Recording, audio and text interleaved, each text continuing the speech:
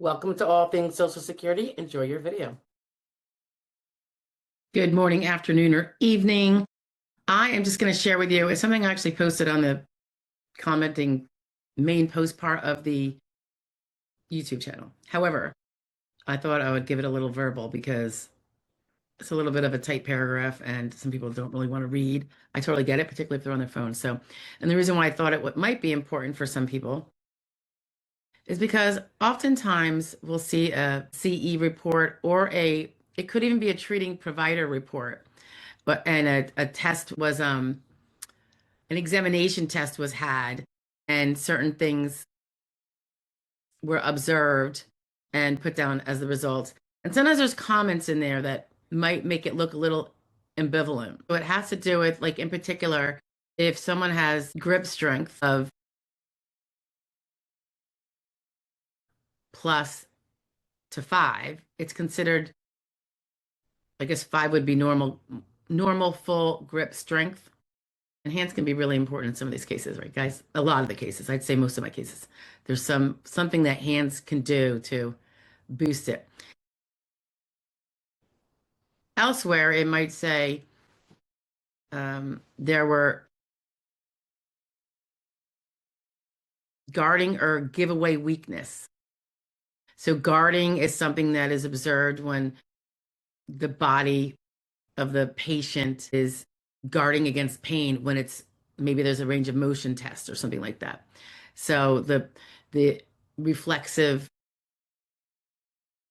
I guess, activity of guarding is, in my opinion, unless it is faked, it is a sign of pain. It's definitely a sign of pain. So giveaway weakness, another one. And what is that? That is when they do the grip and they're doing it good, but it doesn't last very long. It's like they just drop it or give it up. So some people can infer that as being a possible poor effort on the strength test of whatever they're testing. In this case, let's say it was hands gripping. So I wanted to clarify that medical literature does provide some supportive context, that it's not like you want to shove it in your adjudicator's face if you happen to see giveaway weakness patterns showing up in the medical records. But at some point, I think it could be useful, potentially even in a brief.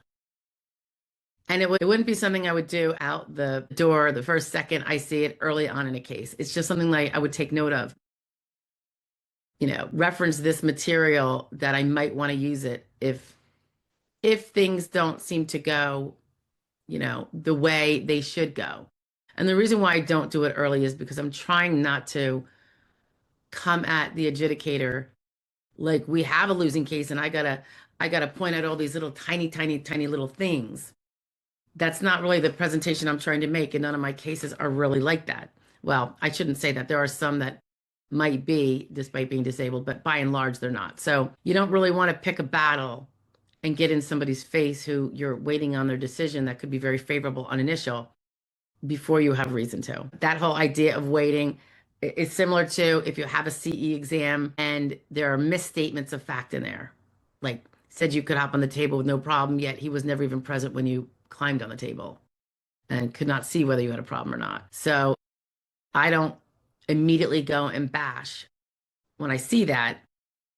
We might win, and I do not want to put a cog in the wheel of my client's case by having to vent about a chitty CE recording provider. So you kind of pick your battles. Leave it alone. Keep it in your ammo pack, and then if you need it later, you can bring it up. Okay, so in this case, about the giveaway weakness on grip strength tests or other forms of guarding, here's what I got for you. And this is what I shared on the post page. There's medical literature that establishes that the protective pain behaviors, which include that guarding and that giveaway weakness patterns, they do represent legitimate biological defense mechanisms rather than indications of poor effort. And that is the only point that we're trying to make here. If we ever bring this up in a brief or in a quick letter to an adjudicator, maybe on recon or something, just that they know that medical literature just points out that giveaway weakness does not mean poor effort. And so let me just continue. I put together this just through doing some research. There's a lot of leading pain journals that demonstrate that pain behaviors serve two purposes, two distinct purposes. And one is communicative, and that would be facial and verbal expressions. When we cringe or wince, sometimes people might make a sound when something hurts. And there's protective, a protective function. And that would be the behaviors that the body does or the person does that's aimed at preventing or alleviating the pain and guarding against the risk of more injury or re-injury or higher pain. So you can be communicating it, or the body could be guarding and reacting to pull away from the pain that just started, or to prevent the pain that it knows is about to happen when that additional range of motion tugging goes on, or maybe gripping does hurt something in the body in the case of a grip strength. They go on to note that guarding is specifically defined in the pain literature as behavior that is aimed at preventing or alleviating pain, and it includes certain things that you might see in the record, such as stiffness, hesitation, and bracing during the physical examination. There was a little bit of, I thought it was interesting, from an evolutionary and neurobiological perspective.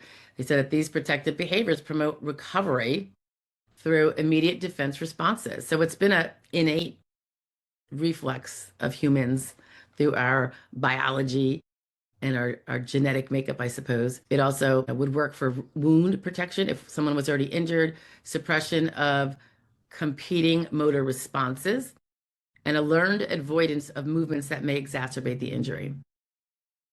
Clinical neuroscience research does confirm that muscle guarding presents the brain's subconscious protective mechanism. And importantly, the medical literature also distinguishes between protective pain behaviors from malingering. And again, poor effort is different than malingering, but it's not favorable to be accused of poor effort. It means that the results are not accurate. And the question is, you're at this exam, why are you giving poor effort? You're trying to manipulate the results. And malingering, of course, we just did a whole 4-part segment on that last month. So probably in November, I'm thinking it was, maybe late October, early November, about malingering and what you can do to make sure that your case doesn't give any kind of impression that you could be malingering.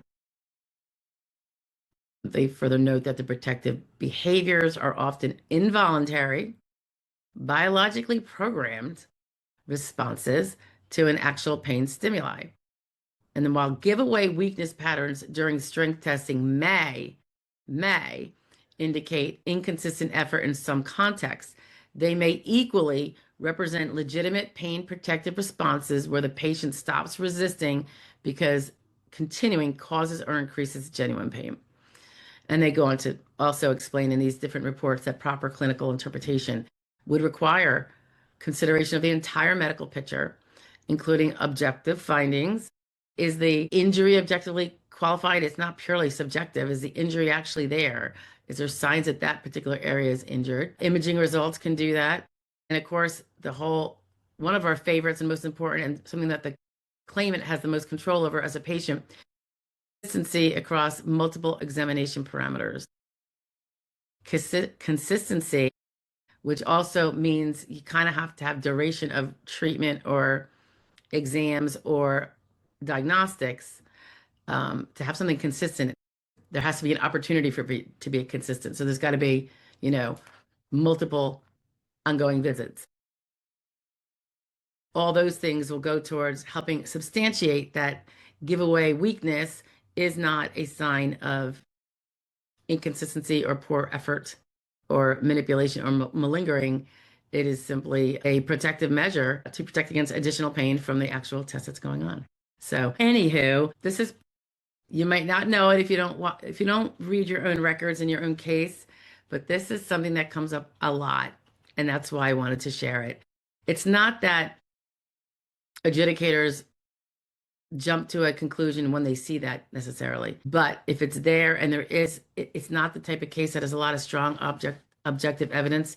It's something you're going to want to take note of and see if you can remedy with that, building up that stronger evidence, because that little giveaway weakness that you exhibited, might has a possibility of being taken as a sign of poor effort or inconsistent effort. And then the question is, why would they do such a thing? And the answer is obvious, right? So, anywho, I hope that is interesting, and I will talk to you guys later. I hope to see you tomorrow. Well, today's Tuesday, but you're not going to see this Tuesday. So, every Wednesday, it happens to be tomorrow this week, our Wednesday 1 p.m. live stream Q&A with all things Social Security. Everyone is welcome, and it costs you nothing. So come say hi. If you do come, just say hello in the chat. You don't have to ask a question if you don't want. You don't even have to say hello in the chat, but I recommend you do. And I will say hi back, I promise. All right, I'll talk to you guys later. Have a great week, and I hope you're all having a wonderful Merry Christmas season. Bye-bye now.